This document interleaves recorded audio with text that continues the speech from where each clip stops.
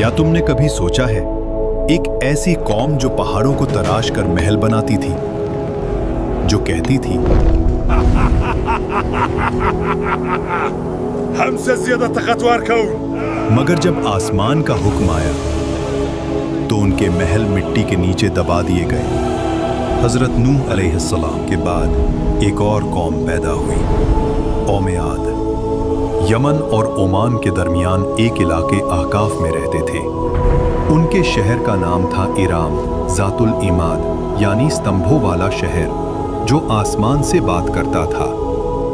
उनके बदन पहाड़ों की तरह मजबूत, कद बादलों को छू लेते और उनका गुरूर आसमान को चीर देता था। वो कहते, हम ही जमीन के वारिस हैं और हमेशा रहेंगे।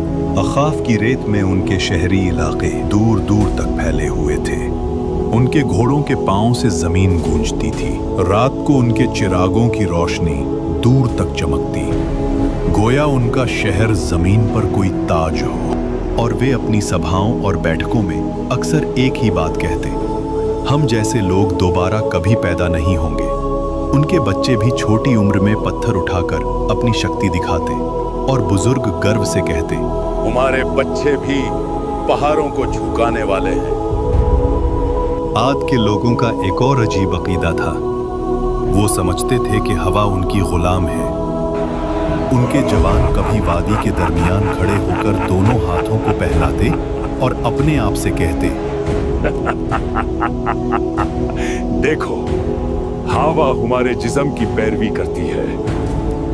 बुजुर्ग लोग अपनी नशिस्त महफिल में फख्र से कहते, हमारे बाप दादा हवा का रुख बदल देते थे, हमें कौन रोक सकता है? वो लोग जब तूफान को दूर से आता देखते तो हंसकर कहते, हवा हमारे साथ है, ये हम पर नहीं, हमारे दुश्मनों पर पड़ेगी। लेकिन उन्हें क्या पता था कि आने वाली हवा उनकी सबसे बड़ी दुश्मन बन चुकी है। आद के लोग सिर्फ लंबे नहीं थे, उनकी जिस्मानी बनावट आम इंसान से कई गुना बड़ी थी। दरिया के किनारे उनके कदमों के निशान आज भी पहाड़ों के दरमियान मिलते हैं, जिन्हें देखकर लोग हैरान रह जाते। उनके घरों के दरवाजे इतने ऊंचे होते कि एक घोड़ा और सवार दोनों सीधा अंदर जा सकते, और उनके बर्तन पत्थर के बने हुए, इतने बड़े कि एक बर्तन में पूरा खानदान का खाना पक जाए। समय बीतता गया, घमंड बढ़ता गया, वक्त गुजरता गया और उनका तकब्बुर बढ़ता गया। फिर अल्लाह ने अपना नबी भेजा, हजरत हूद अलैहिस्सलाम, जो कहने लगे, ऐ मेरी कौम, सिर्फ अल्लाह की इबादत करो, उसके सिवा कोई माबूद नहीं। खुद क्या तू चाहता है हम अपने बाप दादा के मज़हब छोड़ दें? हम ताकतवर हैं, हमें कोई छो नहीं सकता। हजरत हूद अलैहिस्सलाम ने फिर कहा, मैं तुम्हें उस अजाब से डरा रहा हूँ जो तुम सोच भी नहीं सकते। लेकिन जिन दिलों में गुरूर भर जाए, वहां नसीहत पत्थर से टकराकर टूट जाती है। हजरत हूद अलैहिस्सलाम रोज उनके बाजारों, उनके महलों, उनके दरवाजों के पास जाकर आखिरी दावत देते। कभी उनके सरदार हंस के कहते, हूद, तेरी बात में दम होता तो हमारे महल कब के गिर चुके होते। कभी कोई बच्चा उनकी आवाज का मजाक उड़ा देता और कुछ लोग उन्हें देखकर रास्ता बदल लेते, कहीं उन्हें अल्लाह का खौफ उनकी आंखों में भर न जाए। एक दिन हूद अलैहिस्सलाम उनकी असेंबली में गए, जहां उनके सरदार सोने के तख्तों पर बैठे थे। हूद अलैहिस्सलाम ने कहा, अल्लाह की बनाई हुई कुदरत का निजाम देख लो,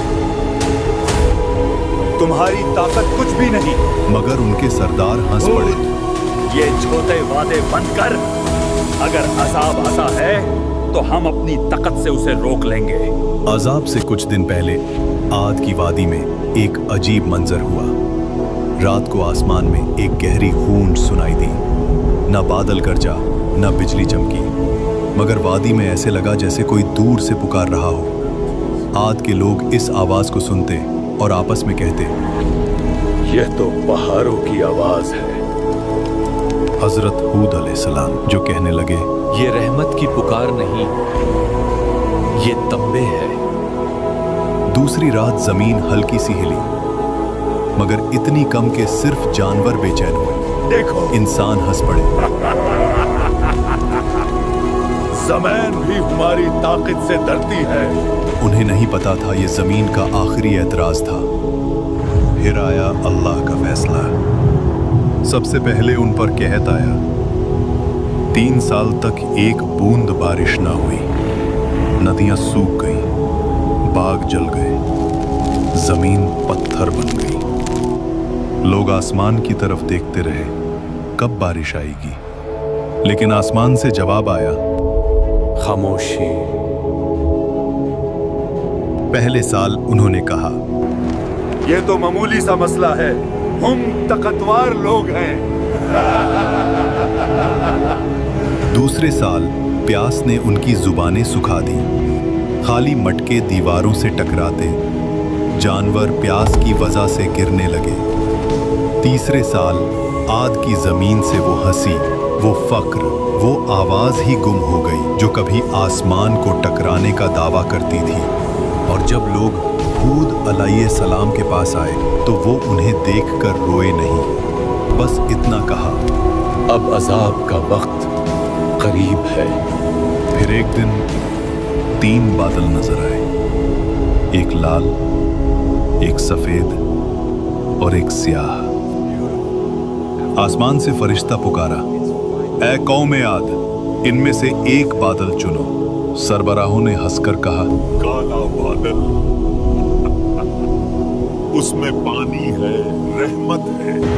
मगर उन्हें क्या पता, उस बादल में रहमत नहीं, कहर छुपा था। आसमान स्याह हो गया, हवा ठंडी हुई, लोग नाचने लगने, चिल्लाने लगने। देखो,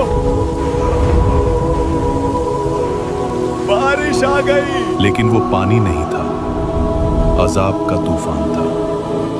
पहला झोंका आया, धूल और पत्थर उड़ गए। आंधी के हर झोंके में उन्हें लगता कि हवाएं उनका नाम मिटा रही है। दूसरा झोंका, पेड़ गिर गए, जानवर उड़ गए। उनकी सारी मूर्तियां, उनका सारा फखर, उनके बाग, उनका शहर, सब हवा में बिखर रहा था। रात को लोग अपने बच्चों को बाहों में दबा लेते, मगर आंधी उनकी चीखों से ज्यादा तेज चलती। तीसरा झोंका, इंसान हवा में छिन्न गए। उनके महल्लात जो कभी सुतूनों पर आसमान से बात करते थे, अब रेत के नीचे गल गए। 7 रात और 8 दिन तक वो तूफान चलता रहा। आसमान गरजता रहा, जमीन कांपती रही। उनके महल, उनकी शान, सब मिट्टी में मिल गई। अल्लाह ने कहा, और आद को तबाह किया गया सख्त गर्जदार आंधी से, जो 7 रात और 8 दिन तक उन पर मुसलसल चली। और जब हवा रुकी तो सिर्फ सन्नाटा था। रह गया सिर्फ रेत का समंदर और गिरे हुए तने, जैसे खजूर के खोखले तने। लेकिन उन चंद लोगों को जो हजरत हूद अलैहिस्सलाम के साथ ईमान लाए, अल्लाह ने बचा लिया। उन्हें पहाड़ों के एक गार में पनाह दी गई। और हजरत हूद अलैहिस्सलाम ने कहा, ऐ मेरे रब, तू सबसे ज्यादा रहम करने वाला है, हमें उन रास्तों पर कायम रख जो तेरी तरफ ले जाते हैं। हूद अलैहिस्सलाम जब वादी के ऊपर खड़े हुए तबाह शहर को देख रहे थे तो उनकी आंखों में आंसू भर आए। ये वो लोग थे जो कभी कहते थे, हमसे ज्यादा ताकतवर कौन। और अब उनकी जिंदा निशानी भी हवा में बिखर चुकी थी। हूद अलैहिस्सलाम ने कहा, तकब्बुर का अंजाम हमेशा तबाही है और अल्लाह की नाफरमानी हलाकत। आज भी अहकाफ्त की रेत के नीचे उनका शहर इराम दबा हुआ है, एक गवाही के तौर पर, जो कहती है ताकत और शान से नहीं, सिर्फ अल्लाह की इताअत से इज्जत मिलती है। अगर तुम्हें ये कुरानिक कहानी पसंद आई हो तो वीडियो को लाइक करो, कमेंट्स में लिखो तुम अगले एपिसोड में किस कौम की कहानी देखना चाहते हो, और चैनल को सब्सक्राइब करना मत भूलना। ये सिर्फ एक कहानी नहीं, एक हकीकत है। جو ہمیشہ یاد دلاتی ہے کہ جب انسان غرور کرنے لگتا ہے اور ظلم اور ناانصافی قائم کرتا ہے تو اللہ اسے مٹا دیتا ہے۔